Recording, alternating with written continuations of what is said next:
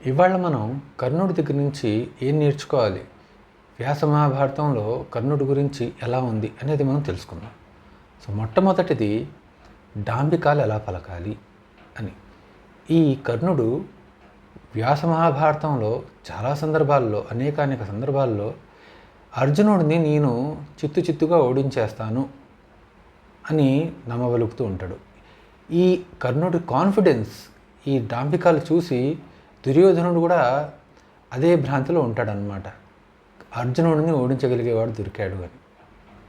ఇదొక్కటి మనం నేర్చుకోవాల్సింది, డాంబికాలు ఎలా పలకాలి అని. రెండవది, మనం దానం అంటే ఏదో మనం ఇచ్చేయటం అని కాదు, దాని బదులు ఇంకోటి కూడా తీసుకోవాలి అనేది మనం తెలుసుకోవాలి.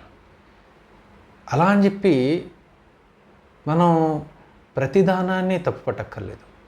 ఇక్కడ తనకి సహజంగా వచ్చిన కవచకుండలాలు ఇస్తే తను చనిపోతాడు, తర్వాత తనని కాపాడటానికి ఏవీ ఉండవు.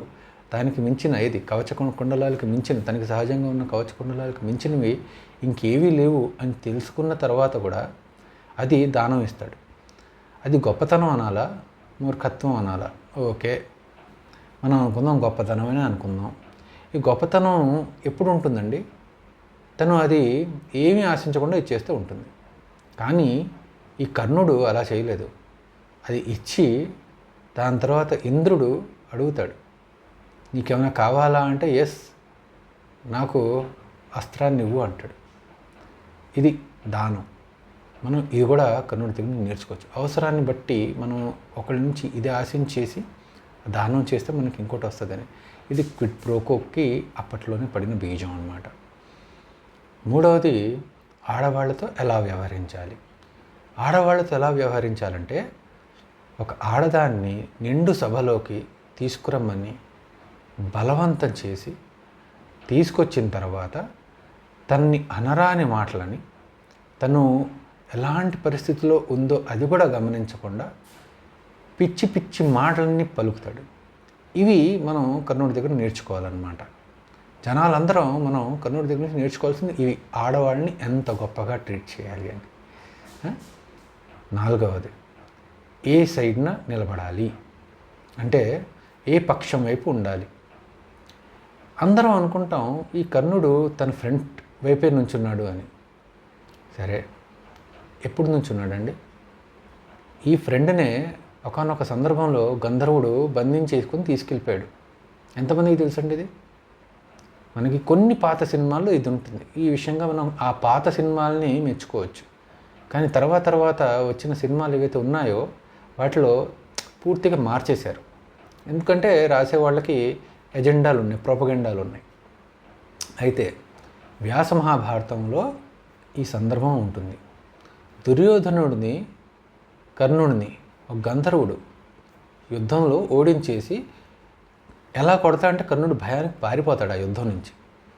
అప్పుడు దుర్యోధనుడిని బంధించేసుకొని తీసుకెళ్ళిపోతూ ఉంటాడు. ఈ కర్ణుడు అప్పుడు తన ప్రాణ స్నేహితుడైన హితుడిని కాపాడుకుంటానికి కూడా రాలేదు. అంత మంచి స్నేహితుడు కర్ణుడు. సో కర్ణుడి దగ్గర నుంచి స్నేహం ఎలా చేయాలో కూడా నేర్చుకోవచ్చు.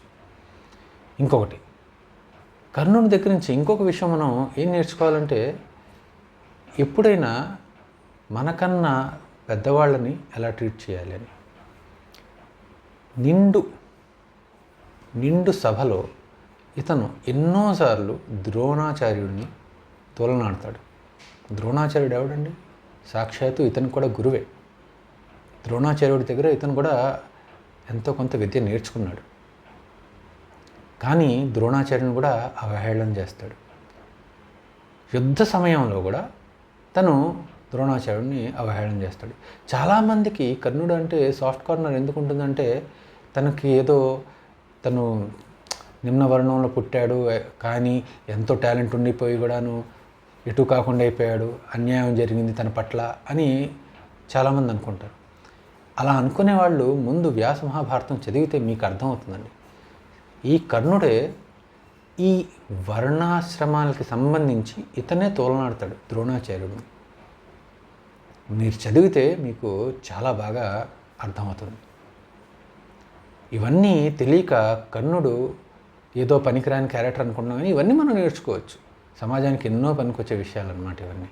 సో మీకు కనుక ఈ వీడియో నచ్చినట్లయితే దయచేసి లైక్ చేయండి, అలానే మీ ఫ్రెండ్స్కి షేర్ చేయండి, మీ అభిప్రాయాలని కామెంట్లో తెలియచేయండి. కానీ ఒకే ఒక మనవి, వ్యాస మహాభారతం, వాల్మీకి రామాయణం చదవండి. Thank you.